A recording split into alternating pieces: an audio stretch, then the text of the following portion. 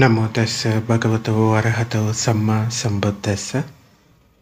ఈరోజు మనం ఆట నాట్య సూత్రం గురించి చెప్పుకుందాం. ఇది మనకి దీర్ఘనికాయలో వస్తుంది. ముఖ్యంగా ఈ సూత్రాన్ని భగవానుడు అరణ్యాల్లో ఉండే కొండ గుహల్లో లేదంటే ఇతర ఏకాంత ప్రదేశంలో ఉండే భిక్షునీలు భయపడకుండా ఉండడానికి ఈ ఆట నాట్య సూత్రాన్ని పఠించాలని చెప్పబడింది. ఈ సూత్రం ఇలా మొదలవుతుంది. ఒక సమయంలో భగవానుడు రాజగృహంలో గిజ్జకూట పర్వతంపై ఉంటున్నాడు. అప్పుడు 4 మహారాజులు గొప్ప యక్షసేనను, గొప్ప గంధర్వ సేనను, గొప్ప కుంభుడ సేనను, గొప్ప నాగసేనను రక్షణకై 4 దిక్కుల నిలిపి 4 దిక్కుల సైనికులు నిలిపి 4 దిక్కుల అవరోధాలను ఏర్పాటు చేసి సుందరమైన ఆ రాత్రి తమ ప్రకాశంతో గిజ్జకూట పర్వతాన్ని వెలిగిస్తూ భగవానుని వద్దకు చేరుకొని భగవానునికి నమస్కరించి ఒక పక్కన కూర్చున్నారు. ఆ యక్షులలో కొందరు భగవానునికి నమస్కరించి ఒక పక్కన కూర్చున్నారు. కొందరు భగవానుని కుశల ప్రశ్నలు అడిగారు. కుశల ప్రశ్నలు పూర్తి చేసుకొని ఒక పక్కన కూర్చున్నారు. కొందరు భగవానుని వైపు చేతులు జోడించి నమస్కరించి ఒక పక్కన కూర్చున్నారు. కొందరు నామగోత్రాలు చెప్పుకొని ఒక పక్కన కూర్చున్నారు. మరికొందరు మౌనంగా ఒక పక్కన కూర్చున్నారు. అయితే ఒకవైపున కూర్చున్న వైశ్రవణ మహారాజు, అంటే వీళ్ళు మహారాజిక దేవతలు అంటారు కదా, దానికి సంబంధించిన వాళ్ళు అయి ఉండొచ్చు. ఈ వైశ్రవణ మహారాజు భగవానుడితో ఇట్లా అన్నాడు: బంతే, భగవానుడి పట్ల అప్రసన్నంగా ఉన్న గొప్ప యక్షులు ఉన్నారు. బంతే, భగవానుడి పట్ల ప్రసన్నంగా ఉన్న గొప్ప యక్షులు ఉన్నారు. బంతే, భగవానుడి పట్ల అప్రసన్నంగా ఉన్న మధ్యమ రకం యక్షులు ఉన్నారు. బంతే, భగవానుని పట్ల ప్రసన్నంగా ఉన్న మధ్యమ రకం యక్షులు ఉన్నారు. బంతే, భగవానుని పట్ల అప్రసన్నంగా ఉన్న నీచ యక్షులు ఉన్నారు. బంతే, భగవానుని పట్ల ప్రసన్నంగా ఉన్న నీచ యక్షులు ఉన్నారు. ఇలా ఎందరో యక్షులు భగవానుని పట్ల అప్రసన్నంగా ఉన్నారు. అందుకు కారణమేమి? బంతే, భగవానుడు ప్రాణహింసను విరమింప చేయడానికి ధమ్మాన్ని బోధిస్తాడు. బంతే, భగవానుడు ఇవ్వని దాన్ని తీసుకోవడం నుండి విరమింపజేయడానికి ధమ్మాన్ని బోధిస్తాడు. బంతే, భగవానుడు కామేశ మిథ్యాచారం అంటే వ్యభిచారం నుండి విరమింప చేయడానికి ధమ్మాన్ని బోధిస్తాడు. బంతే, భగవానుడు అబద్ధం ఆడటాన్ని విరమింప చేయడానికి ధమ్మాన్ని బోధిస్తాడు. బంతే, భగవానుడు కళ్ళు, నాటుసార, మద్యాన్ని తాగడం నుండి విరమింప చేయడానికి ధమ్మాన్ని ఉపదేశిస్తాడు. దానివలన వారికి అప్రియం, అసంతోషం కలుగుతుంది. బంతే, భగవానుని శిష్యులు అరణ్యాలలో, వనాలలో మనుషులకి దూరంగా, తక్కువ శబ్దం, తక్కువ అలజడి ఉండే చేత నిర్మానుష ప్రదేశాలలో, ఏకాంతంలో ఉంటారు. అక్కడ భగవానుని ఈ ప్రవచనాల పట్ల అప్రసన్నంగా ఉన్న యక్షులు, అంటే భగవానుని పట్ల అప్రసన్నంగా ఉన్నటువంటి ఈ యక్షులు, ఆ మనుషులు ఎవరైతే ఉన్నారో వాళ్ళు ఉంటారు.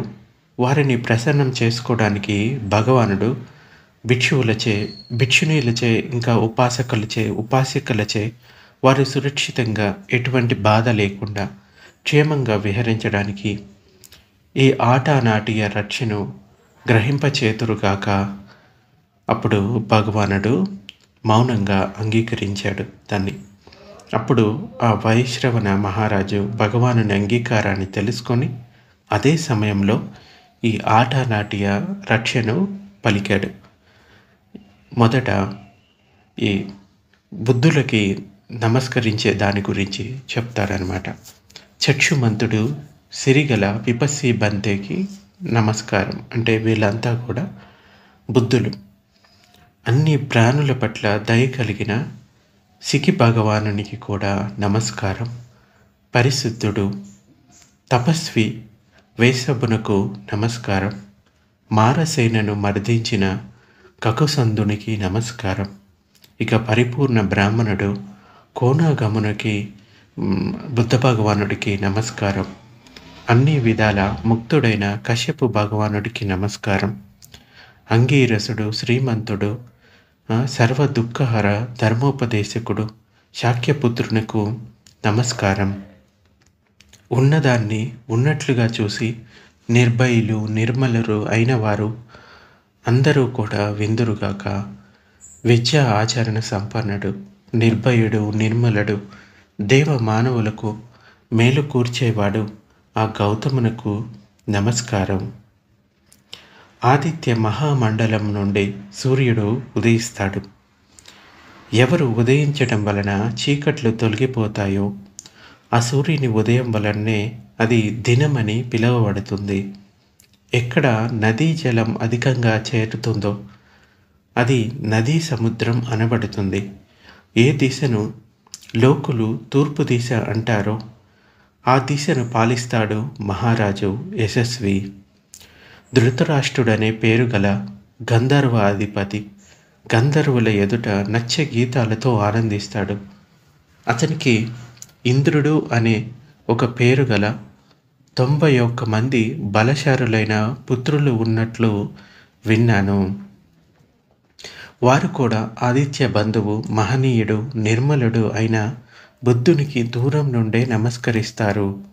అటువంటి బలశారులైన ఓ పురుష శ్రేష్ఠ, ఓ పురుషోత్తమ, తాము కుశలపూర్వకంగా చూస్తారు. అమనుష్యులు కూడా మీకు నమస్కరిస్తారు.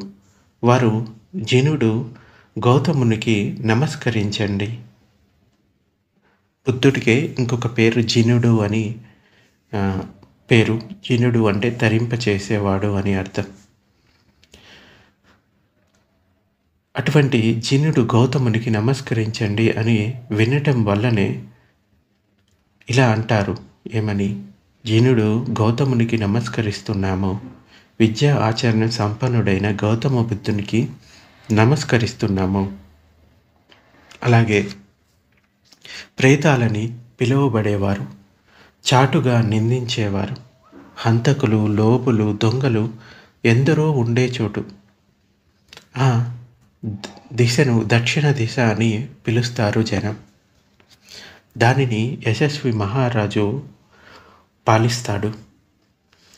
కుంభాడలకు అధిపతి అయిన విరహాలుడు అనే పేరు గలవాడు కుంభాడుల ఎదుట నచ్చి గీతాలతో ఆనందిస్తాడు. అతనికి ఇంద్రుడు అనే ఒకే పేరు గల 91 మంది బలశారులైన పుత్రులు ఉన్నట్లు విన్నాను. వారు కూడా ఆదిత్య బంధువు, మహనీయుడు, నిర్మలుడు అయిన బుద్ధునికి దూరం నుండే నమస్కరిస్తారు. ఓ పురుష శ్రేష్ఠ, ఓ పురుషోత్తమ, తాము కుశలపూర్వకంగా చూస్తారు. అమనుష్యులు వారు కూడా మీకు నమస్కరిస్తారు. వారు జినుడు గౌతమునికి నమస్కరించండి అని వినటం వల్లనే ఇలా అంటారు. ఏమని? జినుడు గౌతమునికి మేము నమస్కరిస్తున్నాము, విద్యా ఆచరణ సంపన్నుడైన గౌతమ బుద్ధునికి నమస్కరిస్తున్నాము అని. ఇక ఆదిత్య మహామండలం నుండి సూర్యుడు ఉదయిస్తాడు. ఎవరు ఉదయించడం వలన చీకట్లు తొలగిపోతాయో ఆ సూర్యుని ఉదయం వల్లనే అది దినమని పిలువబడుతుంది. ఎక్కడ నదీ జలం అధికంగా చేరుతుందో అది నదీ సముద్రం అనబడుతుంది. ఏ దిశను లోకులు పశ్చిమ దిశ అంటారు ఆ దిశను పాలిస్తాడు మహారాజు యశస్వి. నాగులకు అధిపతి విరూపాక్షుడు నాగుల ఎదుట నచ్చ గీతాలతో ఆనందిస్తాడు. అతనికి ఇంద్రుడు అనే ఒకే పేరు గల 91 మంది బలశారులైన పుత్రులు ఉన్నట్లు విన్నాను. వారు కూడా ఆదిత్య బంధువు, ఇంకా మహనీయుడు, నిర్మలుడు అయిన బుద్ధునికి దూరం నుండే నమస్కరిస్తారు. ఓ పురుష శ్రేష్ఠ, ఓ పురుషోత్తమ, తాము కుశలపూర్వకంగా చూస్తారు. అమనుషులు కూడా మీకు నమస్కరిస్తారు. వారు జినుడు గౌతమునికి నమస్కరించండి అని వినడం వల్లనే ఇలా అంటారు. ఏమని? జినుడు గౌతమునికి నమస్కరిస్తున్నాము. విద్యా ఆచరణ సంపన్నుడైన గౌతమ బుద్ధునికి నమస్కరిస్తున్నాము. ఇంకా మహామేరు సుదర్శనం ఉన్న చోట మానవులు నిర్మలులు, అపరిగ్రహులు. వారు విత్తనాలను విత్తరు, నాగలితో దున్నరు, తమంతట తాము మొలిచిన వరి ధాన్యాన్ని తింటారు. నూకలేని ఊకలేని సుగంధ బియ్యాన్ని పాలలో వండుకొని తింటారు. ఆవుని వాహనం చేసుకొని దిశలన్నిటా తిరుగుతారు. పశువులను వాహనం చేసుకొని దిశలన్నిట తిరుగుతారు. స్త్రీని వాహనం చేసుకొని దిశలన్నిటా తిరుగుతారు. పురుషుణ్ణి వాహనం చేసుకొని దిశలన్నిట తిరుగుతారు. యువతిని వాహనం చేసుకొని దిశలన్నిటా తిరుగుతారు. యువకుణ్ణి వాహనం చేసుకుని దిశలన్నిటా తిరుగుతారు. వారు ఆ వాహనాలను అధిరోహించి అన్ని దిక్కుల నుండి తమ రాజుకి పరిచర్యలు చేయడానికి వస్తారు. గజవాహనం, అశ్వవాహనం, ఇంకా దివ్య వాహనాలు, విమానాలు దివ్య విమానాలు, పల్లకీలు యశస్వి అయిన ఆ మహారాజు వద్ద ఉన్నాయి.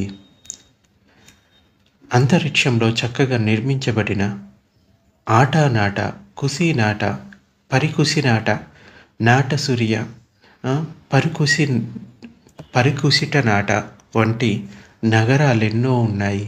ఉత్తరంలో కసివంతం, ఇంకో పక్కన జనోగం, అంబరావతి వంటి 99 నగరాలు ఉన్నాయి. అలకమంద దాని రాజధాని. మారీష, కుబేర మహారాజు రాజధాని విసాన అనబడుతుంది. అందుకే కుబేరుడు వేసవనుడు అనబడతాడు. అక్కడ తతోల, తత్తల, తతోతల, ఇంకా అరిట్టనేమి వంటి సూరులైన రాజులు దేదివ్యమానంగా ఉన్నారు. అక్కడ ధరణి అనే పేరుగల సరస్సు ఉంది. అక్కడి నుండి మేఘాలు వర్షిస్తాయి. నీరు బయలుదేరే స్థానం అది. అక్కడ ఉన్న సభాస్థలి పేరు సలిలావతి. యక్షులు సేవ చేసే చోట చెట్లు ఎప్పుడు పండ్లనిస్తాయి. నెమళ్ళు, కొంగలు, కోకిళ్ళు మొదలైన నానా పక్షులు ఉంటాయి. జీవంజీవన పక్షి, ఇంకా ఒట్టవ, చిత్రక, కోళ్ళు, ఇంకా కులీ రకం, పుష్కర సాతక, చిలుకలు, గోరువంకలు, దండ మానవక, కుబేరిని, పుష్కరిని శోభాయమానం చేస్తూ ఉంటాయి. ఇది ఉత్తర దిశ అని జనులచే పిలువబడే ఆ దిశను పాలిస్తాడు యశస్వి మహారాజు. యక్షులకు అధిపతి కుబేరుడనే పేరు కలవాడు. యక్షుల ఎదుట నృత్య గీతాలతో ఆనందిస్తాడు. అతనికి ఇంద్రుడు అనే ఒకే పేరు గల 91 మంది బలశాలురైన పుత్రులు ఉన్నట్లు విన్నాను. వారు కూడా ఆదిత్య బంధువు, మహనీయుడు, నిర్మలుడు అయిన బుద్ధునికి దూరం నుండే నమస్కరిస్తారు. ఓ పురుష శ్రేష్ఠ, ఓ పురుషోత్తమ, తాము కుశలపూర్వకంగా చూస్తారు. అమనుషులు కూడా మీకు నమస్కరిస్తారు. వారు జినుడు గౌతమునికి నమస్కరించండి అని వినటం వల్లనే ఇలా అంటారు. జినుడు గౌతమునికి నమస్కరిస్తున్నాము. విద్యా ఆచరణ సంపన్నుడైన గౌతమునికి నమస్కరిస్తున్నాము. ఓ మారీష, భిక్షువులను, భిక్షునీలను, ఉపాసికలను రక్షించే, కాపాడే, క్షేమంగా ఉండే ఆటనాటియ రక్ష ఇది. అంటే అన్ని దిక్కుల నుండి, అన్ని దిక్కుల్లో ఉండే ప్రాణులు వాళ్ళు గౌతమ బుద్ధుణ్ణి గౌరవంగా చూస్తారు. అటువంటి చోట్ల గౌతమ పుత్రులు అంటే శిష్యులు అయినటువంటి భిక్షువులు, భిక్షునీలు, ఉపాసికలు వాళ్ళంతా కూడా అక్కడ ఉన్నప్పుడు ఈ ఆటనాటియ రక్షను పఠించినట్లయితే వాళ్ళు కూడా క్షేమంగా ఉంటారు. మారీష భిక్షువులు కానీ, భిక్షునీలు కానీ, ఉపాసకులు కానీ, ఉపాసికలు కానీ ఎవరైనా ఈ ఆట నాట్య రచనను చక్కగా జ్ఞాపకం చేసుకోవాలి. వారిని అమనుష్యులు కానీ, యక్షులు కానీ, యక్షిణీలు కానీ, యక్ష బాలురు కానీ, యక్ష బాలికలు కానీ, యక్ష మహామాత్యులు కానీ, యక్ష పారిషదులు కానీ, యక్ష సేవకులు కానీ, గంధర్వులు కానీ, గంధర్వినీలు కానీ, కుడంబకులు కానీ, కుడంబినీలు కానీ, కుంబడ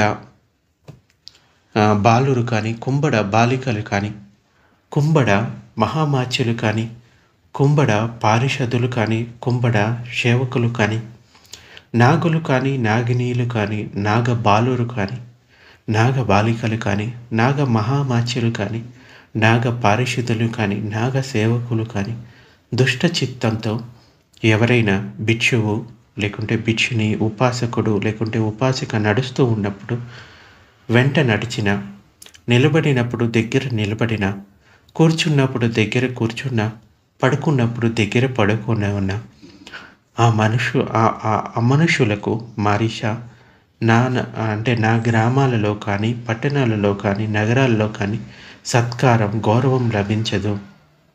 మారీష ఆ అమనుషులకు నా అలకమంద రాజధానిలో స్థలం కానీ, నివాసం కానీ దొరకవు. వారికి యక్షుల సభల్లోకి ప్రవేశం దొరకదు. ఇతర యక్షులు వారితో ఆవాహం కానీ, వివాహం కానీ చేయరు. అటువంటి వారిని అమనుష్యులు పూర్తిగా అవమానిస్తారు. వారి తలపై ఖాళీ పాత్రను బోర్లించి ఎగతాళి చేస్తారు. వారి శరీరాన్ని 7 ముక్కలు చేస్తారు. మారీష కొందరు అమనుష్యులు చండులుగా, రౌద్రులుగా, ఉగ్రులుగా ఉంటారు. వారు మహారాజుని లెక్క చేయరు. మహారాజ పురుషులను లెక్క చేయరు. మహారాజ పురుషులను లెక్క చేయరు. వారిని మహారాజు పట్ల తిరుగుబాటుదారులుగా పిలుస్తారు. మారీష ఈ మగధ రాజ్యంలోని దొంగలు మహారాజును గౌరవించరు. అతని అధికారులను గౌరవించరు. ఆ మహాచోరుల పట్ల, రాజు పట్ల తిరుగుబాటు చేసిన వారుగా పిలుస్తారు. అదేవిధంగా కొందరు అమనుష్యులు చండులుగా, రౌద్రులుగా, ఉగ్రులుగా ఉంటారు. వారు మహారాజును లెక్క చేయరు. మహారాజు పురుషులను లెక్క చేయరు. మహారాజ పురుషులను లెక్క చేయరు. వారిని మహారాజు పట్ల తిరుగుబాటుదారులుగా పిలుస్తారు. మారీష ఎవరైనా అమనుష్య యక్షుడు లేదంటే యక్షిని లేదా గంధర్వుడు లేదా గంధర్విని, కుంభడిని లేకుంటే నాగుడు లేదా నాగిని, నాగబాలుడు లేక నాగబాలిక లేదా నాగమహాత్యుడు, నాగ పారిషదుడు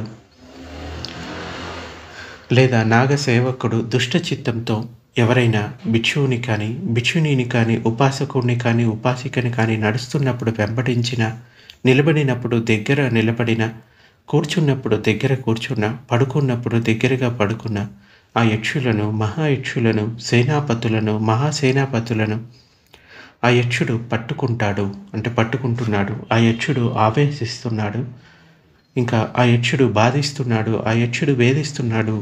ఈ యక్షుడు హింసిస్తున్నాడు. ఈ యక్షుడు వదలటం లేదు అంటూ ధ్యానించాలి, స్మరించాలి, పిలవాలి. ఆ యక్షులు మహాయక్షులు, సేనాపతులు. మహాసేనాపతులు ఎవరు?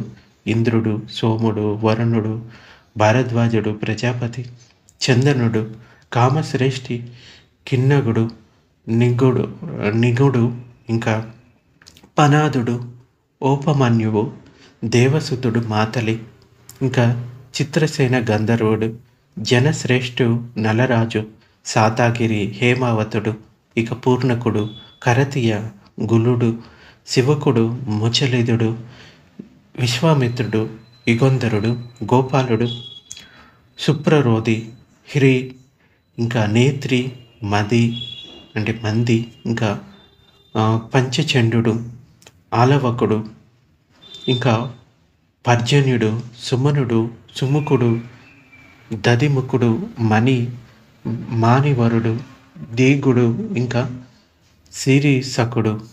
ఈ యక్షుడు పట్టుకుంటున్నాడు.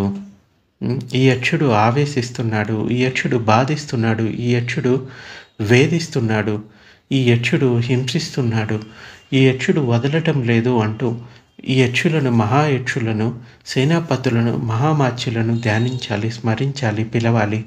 మారీష, భిక్షువులు, భిక్షునీయులు, ఉపాసకులు, ఉపాసికలు సురక్షితంగా బాధ లేకుండా క్షేమంగా విహరించడానికి ఈ ఆటనాటియ రక్ష ఉపయోగపడుతుంది.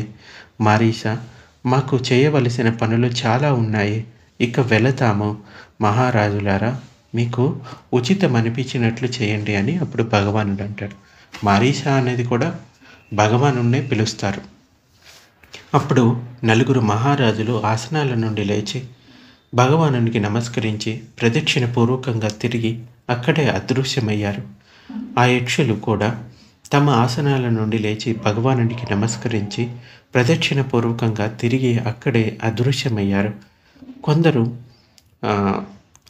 యక్షులు భగవానుని కుశలం అడిగారు, కుశల ప్రశ్నలు వేసి అక్కడే అదృశ్యమయ్యారు. కొందరు చేతులు జోడించి నమస్కరిస్తూ అక్కడే అదృశ్యమయ్యారు.